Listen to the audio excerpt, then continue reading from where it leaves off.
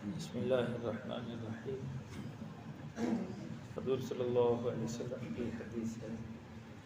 اور یہ حدیث مسلم شریف میں آئی۔ حدیث کا نمبر ہے 757۔ حضور صلی اللہ علیہ وسلم نے فرمایا، ہر رات میں، رات کو بندہ جب سوتا ہے تو ہر رات میں ایک گھڑی ایسی ہوتی ہے جو مسلمان بندہ اس کو پا لیتا ہے اور اس گھڑی میں جو بھی وہ دنیا اور آخرت کے معاملے میں جو بھی دعا کرتا ہے،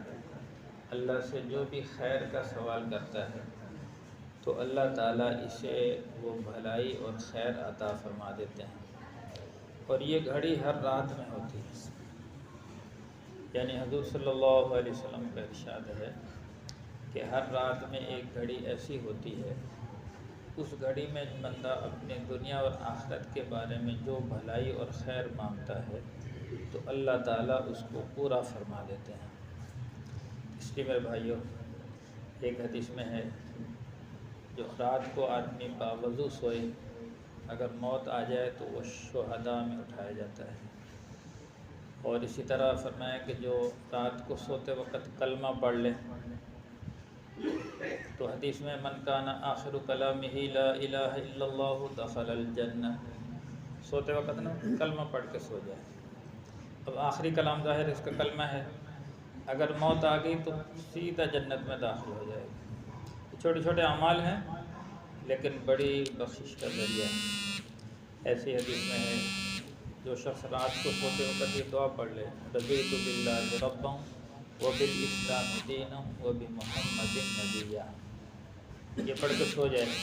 پھر جس وقت جاگ آئے نا، رات کے کسی بھی حصے میں جو دعا مانگے اللہ قبول فرما لیتے ہیں، جو دعا مانگے قبول فرما۔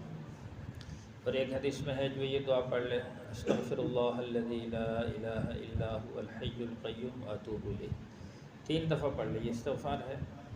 3 دفعہ اس کو پڑھ لے تو اللہ تعالیٰ اس کے سارے، یہ سوتے وقت کا عمل ہے اور یہ ترمذی شریف کی حدیث ہے، سوتے وقت آدمی یہ دعا پڑھ لے، استغفر اللہ الذی لا الہ الا هو الحی القیوم واتوب الیہ، اللہ اس کے سارے گناہوں کو معاف فرما دیتے ہیں، چاہے اس کے گناہ سمندر کے جھاگ کے برابر ہوں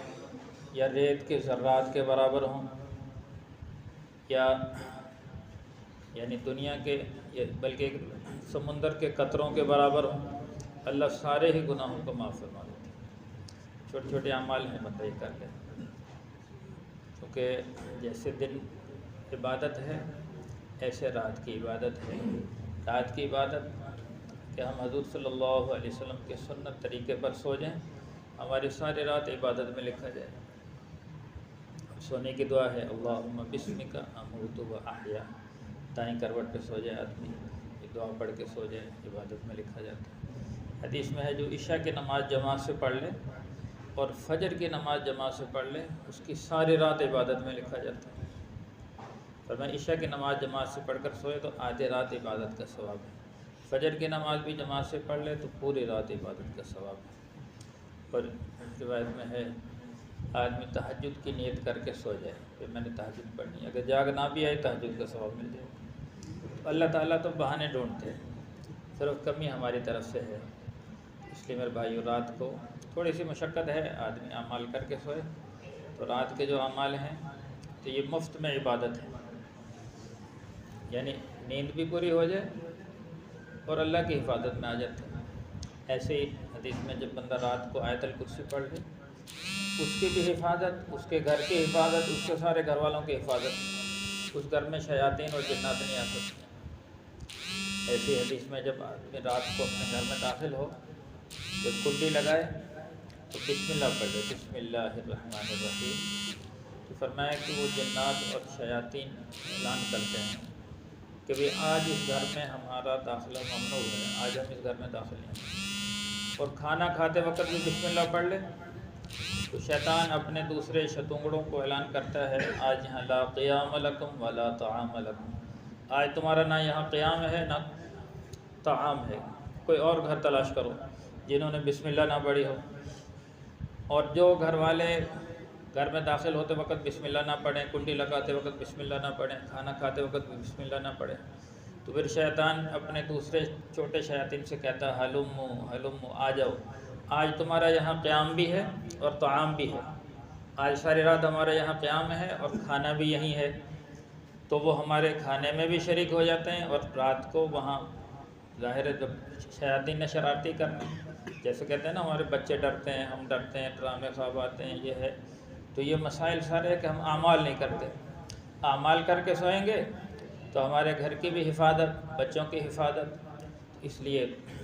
جو اعمال حضور صلی اللہ علیہ وسلم نے موقع محل کے بتلائے ہیں، جو دعائیں بتلائی ہیں ان کا اہتمام کریں، اللہ کی حفاظت میں بندہ ہو جاتا ہے۔ اللہ عمل کی توفیق عطا فرمائے۔ الحمد للہ رب العالمین والعاقبۃ للمتقین والصلاة والسلام علی سید الانبیاء والمرسلین، اللہم احسن عاقبتنا فی الامور کلها واجرنا من خزي الدنيا وعذاب الآخرة، صلی اللہ تعالی علی خیر خلقہ محمد وآلہ واصحابہ اجمعین برحمتک یا ارحم